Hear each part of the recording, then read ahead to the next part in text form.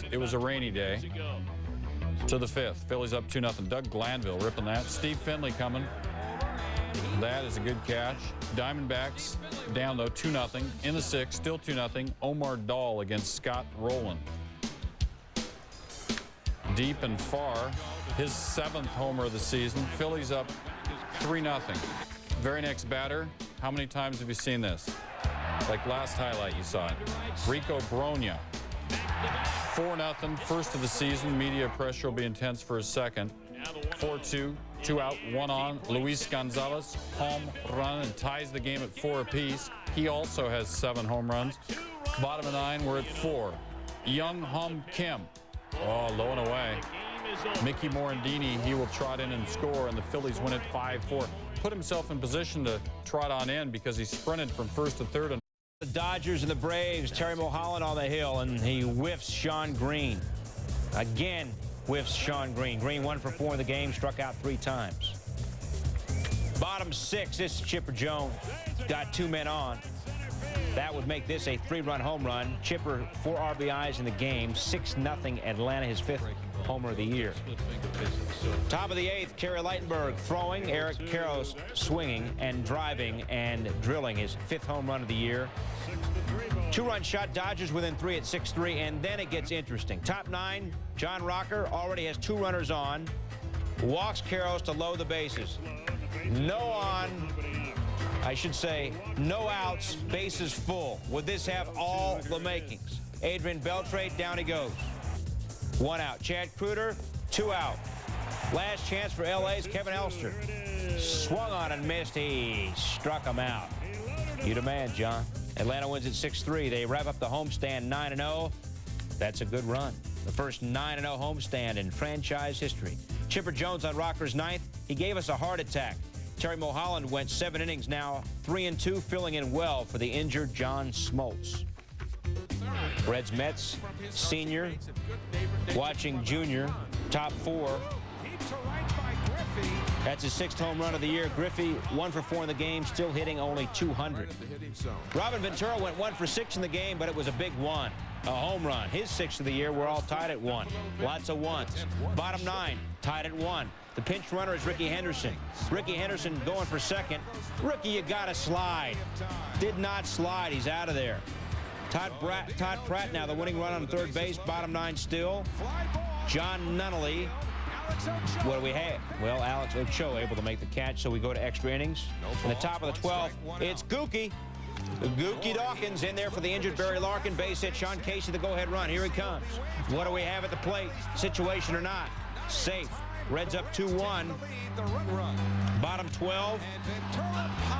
2 out. Ventura to Aaron Boone. And that's that as the Reds win at 2-1 and 12. Gookie on his game-winning hit off Armando Benitez. I knew he threw hard. I was just sitting on a fastball. Dawkins had been just 4 for 27 in his major league career before the hit. A no decision for New York's Glendon Rush, but in his 3 starts, he's given up only 5 runs in 22 2/3 innings. First inning, Jose Valentin throwing down the bunt. Cal Ripken, no play. That would be a single. Ray Durham goes to 3rd, scored later. And then we're in the 2nd. White Sox up 3-2. Valentin ripping that. Conks off the screen. He got himself a double. Greg Norton comes to score. White Sox up 4-2. Bottom of 3, 6-2. Loaded. Unloaded. Valentin to the corner. Carlos Lee coming. Norton coming. White Sox lead a 9-2 triple for Valentin. And he needs for the cycle home run. He got it. Single, double, triple, and a home run in order. And the White Sox pound him 13-4. 5 RBI for Valentin. Now, back in Milwaukee, where he used to work, players get a Harley-Davidson when they hit for the cycle. This time, Valentin said he got congratulations from his teammates. Priceless. He's the 5th Chicago player ever to hit for the cycle. As for not hitting, Cal Ripken 0 for 2. The hit streak has stopped at 10. Kevin Stocker is the batter in the top of the 3rd down the left field line. Darren Erstad. Oh, baby. Watch it again. Erstad with a great effort and stays in one piece. Dave Martinez 2 for 4 in the game, drives in 3.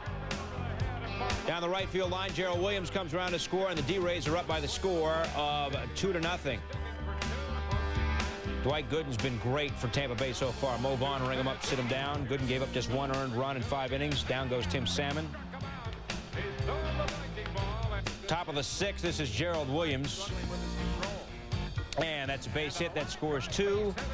D-Rays go up by the score of 5-1, and Tampa Bay goes on to win by the final count of 7-3 as they improve to just 2-11 in night games this season.